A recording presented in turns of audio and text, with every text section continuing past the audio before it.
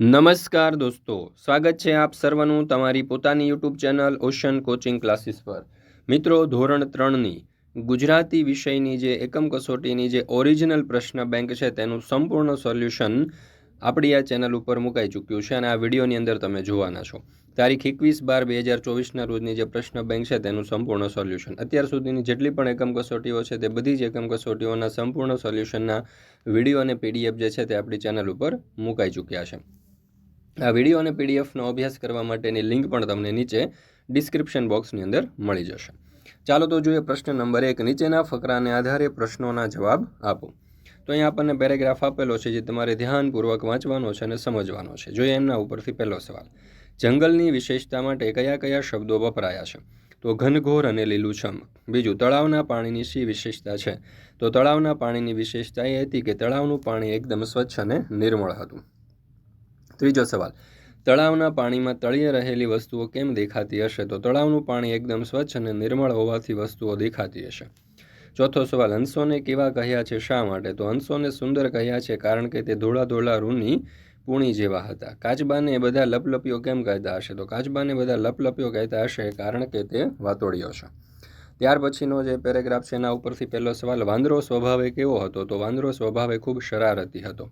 બીજું, પોપટ અને વાંદરાના સ્વભાવમાં શું ફેર હતો? તો પોપટ ખૂબ જ સમજદાર હતો જ્યારે વાંદરો સ્વભાવે ખૂબ શરારતી હતો। સૂર્યમુખીના ફૂલની શી વિશેષતા છે? તો સૂર્યમુખીના ફૂલની વિશેષતા એ હતી કે તે દર 100 વર્ષે માત્ર એક જ વાર ખીલે છે। ચોથો સવાલ, બંને મિત્રોએ બપોરના ભોજન માટે શી વ્યવસ્થા કરી? તો બંને મિત્રોએ બપોરના ભોજન માટે કેટલીક કેરીઓ પેક કરી। વાંદરો જંગલમાં કેવી રીતે સફર કરતો હશે? તો વાંદરો જંગલમાં એક ઝાડ પરથી બીજા ઝાડ ઉપર જઈને સફર કરતો હશે। મિત્રો, ધોરણ 3ની 21/12/2024ના રોજની ઓરિજિનલ પ્રશ્ન બેંકની જે સોલ્યુશન છે તે આપણી ચેનલ ઉપર મુકાઈ ચૂકી છે। એની પીડીએફ જે છે એ પણ આપણી એપ્લિકેશન ઉપર મુકાઈ ચૂકી છે। વોટ્સઅપ પર પીડીએફ મેળવવા માટેનો નંબર અહીંયા તમને આપેલો છે। અત્યાર સુધીની બધી જ એકમ કસોટીઓના સંપૂર્ણ સોલ્યુશનના વિડીયો અને પીડીએફ આપણી ચેનલ ઉપર મુકાઈ ચૂક્યા છે, તો જરૂરથી તેનો અભ્યાસ કરી લેજો। ત્યાર પછી છે વિભાગ 3, એના પ્રશ્નો અહીંયા આપણને આપેલા છે। એમાં પહેલો સવાલ, વાંદરા અને મગર વચ્ચે દોસ્તી છે એવું શાના આધારે કહી શકાય? તો મગર અને વાંદરા વચ્ચે રોજ વાર્તાલાપ થતો, આના આધારે કહી શકાય કે વાંદરા અને મગર વચ્ચે દોસ્તી છે। બીજું, મગરી શા માટે ખૂબ ખુશ થઈ હતી? તો મગરી જાંબુ ખાઈને ખુશ થઈ ગઈ હતી। ત્રીજું, વાંદરો ખાવા પીવા માટે શું કરતો હતો? તો વાંદરો એક ડાળેથી બીજી ડાળી ઉપર કૂદકા મારતો અને જાંબુ ખાતો તથા તરસ લાગે એટલે કૂદકા મારી પાણી પીવા માટે નદી કિનારે પહોંચી જતા। મગર અને વાંદરાના રહેઠાણમાં શો ફરક છે? તો વાંદરો જાંબુના ઝાડ ઉપર રહે છે અને મગર નદીમાં રહે છે। વાંદરો સ્વભાવે શરારતી છે એવું શાના આધારે કહી શકાય? તો વાંદરો એક ડાળેથી બીજી ડાળ ઉપર કૂદકા મારતો હતો માટે એવું કહી શકાય કે વાંદરો સ્વભાવે શરારતી છે। ત્યાર પછી છે પ્રશ્ન નંબર 2, નીચે આપેલા શબ્દોમાંથી બે નવા શબ્દ બનાવો। ગરમ તો રમ અને ગમ, મનમોહક તો મન અને મોહક, રાજવીર તો રાજ અને વીર, લંબચોરસ તો રસ અને લંબ, મુસાફિર તો ફરી અને સારી, રાજમહેલ તો રાજ અને મહેલ, દાનવીર તો દાન અને વીર, ભર બજાર તો બજાર અને ઝાર, બારસ તો બાર અને રસ, ગરમા ગરમ તો રમા અને ગરમ, મુબારક તો બાર અને બારમું, કદરૂપા તો કદ અને રૂપા, રસદાર તો રસ અને દાર, સુરદાસ તો દાર અને દાસ અને સુર, અરમાન તો માન અને અનર। ત્યાર પછી છે પ્રશ્ન નંબર 3, કૌંસમાં આપેલા શબ્દનો ઉપયોગ કરી ખાલી જગ્યા પૂરો। એમાં પહેલું, સોનલ ખાલી જગ્યા રીના ભજન ગાય છે। તો સોનલ અને રીના, તમને કયું પક્ષી ગમે છે? મોર ખાલી જગ્યા કાગડો, તો મોર કે કાગડો, નિશાળમાં નવા શિક્ષક આવ્યા છે ખાલી જગ્યા વિદ્યાર્થીઓ ખુશ છે એટલે, મારી પાસે છત્રી નહોતી તેથી હું પલળી ગયો, રીના બીમાર હતી તો પણ તે શાળાએ આવી। ત્યાર પછી, તમને ગણિત ભણવું ગમે ખાલી જગ્યા ગુજરાતી કે, નદીમાં પૂર આવ્યું છે એટલે શાળાએ જઈ શકાશે નહીં, મોહન અને કમલેશ ચિત્રો દોરે છે, હું સવારે સમયસર નીકળ્યો તેથી ત્યાં પહોંચી ગયો। તો અહીંયા લાલ અક્ષરે જે છે તે આપણે જવાબ લખેલા છે।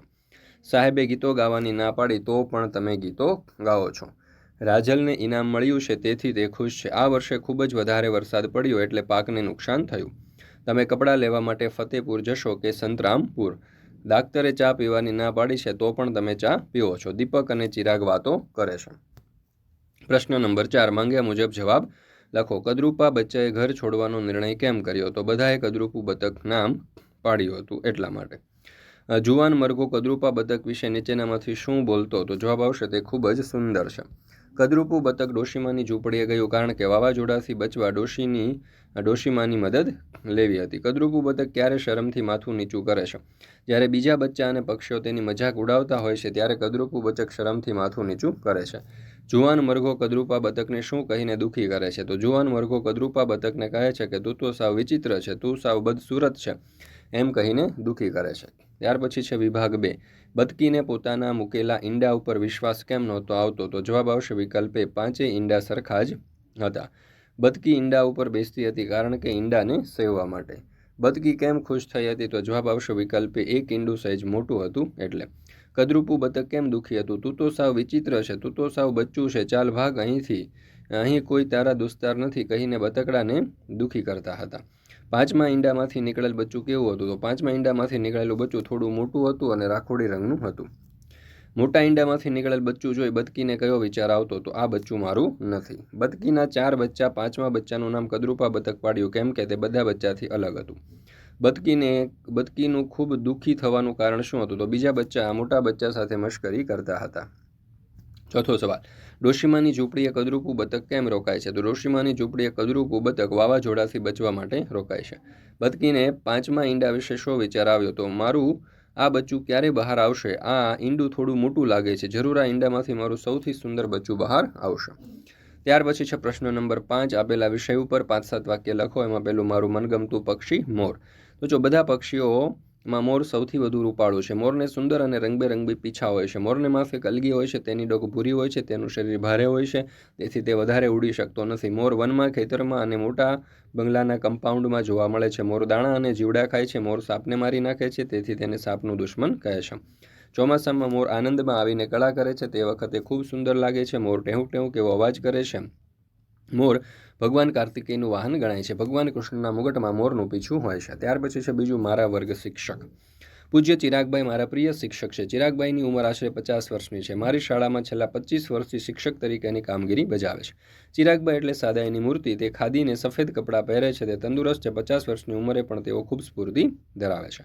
ચિરાગભાઈ મને ગુજરાતી અને અંગ્રેજી શીખવે છે. તે શુદ્ધ ભાષા બોલે છે અને અમે પણ શુદ્ધ ભાષા બોલીએ તેવો આગ્રહ રાખે છે. ત્યાર પછી છે મને ગમતી ઋતુ. તો એના વિશે પણ તમે જોઈ શકો છો, આપણે સરસ મજાના જવાબો અહીંયા તમને આપેલા છે વર્ષા ઋતુ વિશે. ત્યાર પછી છે ત્રીજું, મેં કરેલો પ્રવાસ. તો મેં કરેલા પ્રવાસ વિશે પણ તમને આપેલું છે. તમે આ સોલ્યુશનની PDF મેળવી શકો છો, અથવા તો સમગ્ર સોલ્યુશન જે છે તેનો વિડીયો સ્ટોપ કરીને પણ આ જે નિબંધ છે તેનો અભ્યાસ કરી શકો છો. અને દિવાળીની ઉજવણી વિશેનો નિબંધ પણ અહીંયા આપણે સરસ રીતે દર્શાવેલો છે. તો દોસ્તો, ફરી મળીશું એક નવા વિષયની એકમ કસોટીના સંપૂર્ણ સોલ્યુશન સાથે.